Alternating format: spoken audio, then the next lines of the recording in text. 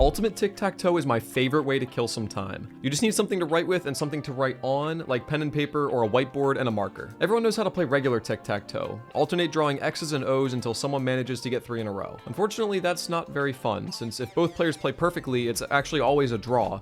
But Ultimate Tic Tac Toe adds a layer of difficulty that fixes that. The board looks like this, and while it might look intimidating, all you need to do is draw a large Tic Tac Toe board, and then within each section put a smaller Tic Tac Toe board. Player 1 chooses any of the small boards that they want to and plays anywhere on that board. Say for example they choose to play in the center board and then they draw their X in the bottom left of that board. Now it's player 2's turn, but they don't have the freedom to go anywhere that they want to. Because the previous mark was made in the lower left of its board, player 2 needs to play in the lower left board of the whole thing. Said differently, wherever the last mark was played locally, that is where the next person needs to play globally. While player 2 is restricted to playing in the bottom left board, they can still make their mark in any of the 9 options that they have. Suppose they choose to put their circle in the top right of their board. So where does player 1 need to play now?